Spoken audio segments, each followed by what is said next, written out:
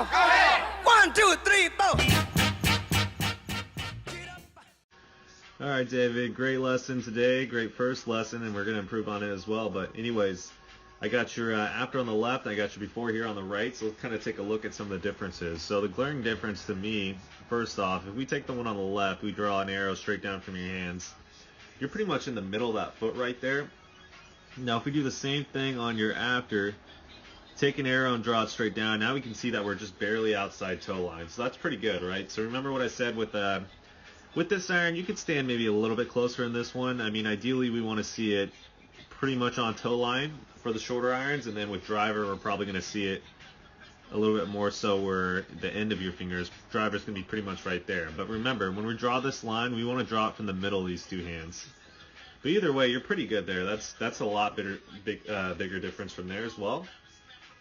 Now the next thing we talked about, which we didn't really emphasize, but we kind of wanted to do, so we're probably going to maybe do this a little bit, and we did it with the driver as well. We got you standing a little bit taller from your lower back spine, right? So you're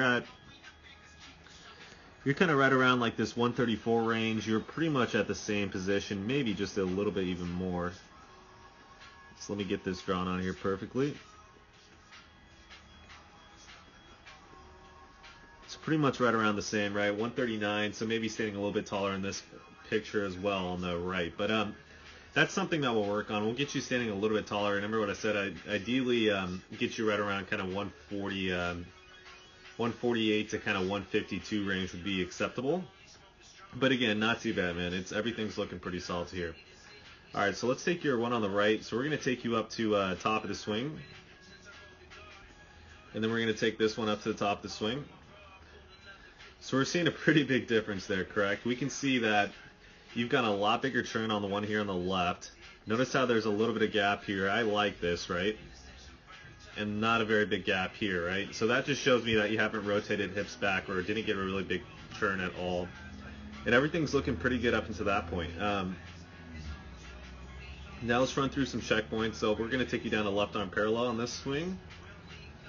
And notice how we got club shaft pointing inside ball target line. Now if we run you down to left arm parallel on this one, we can see that club shaft is pointing the correct amount outside the ball target line, right? We like the 2 to 3 inch type area, so you're doing really good there. And from there as well, we can see that the body's going to start working differently from this position as well. So as we take you down to hands level the hips, we can see that the club shaft is bisecting the forearm, which is really good. That's where we want it. If we take you to hands level hips on this one, we can see that the club shaft is running pretty much between this little window right here, right, which is more so a cut pattern and a really steep cut pattern too as well. From here we can see we'll run you to impact. We'll run this one to impact. So we can see a huge difference in impact at this position. So notice how this one, we got a little bit more of this kind of straight up and down type of look to it. If we look at this one definitely looks like we're getting a little bit more of staying in our spine angle type of look. As well as we measure the vertical swing plane on these two, I think it'd be a lot different, right? So vertical swing plane pretty much is how much has this handle raised. So let's say you're setting it up right here, your handle is raised that many degrees. And I would say your VSP is quite a bit, and we can do a little test here actually. Might as well just do it. And I could even get super specific and draw the angles if I wanted to, but I'm not going to because I think you'll be able to kind of get the gist of it once we kind of get down to impact. So our vertical swing plane has shifted that much, correct? Now let's go to your after. We're going to get your yellow for your original.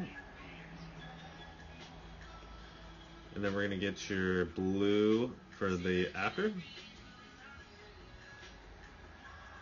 See how it's a little bit after impact? I would say you're right around. It's not quite the same. The frame's just a little bit different, but I would say it's right around kind of here. So you're getting that vertical swing plane down. You're getting it, ideally we're going to want to see it basically at impact. We want to see the club shaft covered up by that original shaft line, which would be the yellow one. So you're not going to see any variance at all once we kind of get done with the swing change. But that's a huge change right here. You can also note hips are open to the ball target line. Shoulders are pretty much square to it at impact, which is good for a draw pattern.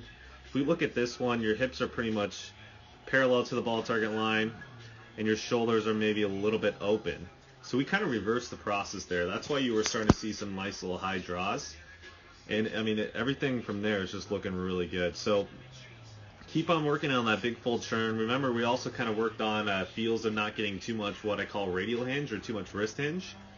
So we're feeling like we're getting less of that. We're getting this left wrist flat, which is good too. If we take your first one, we can see that your left wrist is going in and working a little bit kind of this way. And now if we take a look at your after, your wrist is pretty flat, maybe even going a touch in flexion. So that's going to kind of help you out with the draw as well.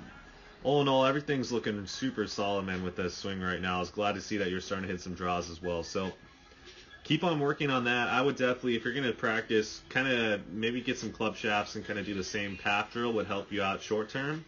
Making sure when you're making those swings that you're not getting too much radial hinge, less wrist hinge, standing a little bit taller to the ball.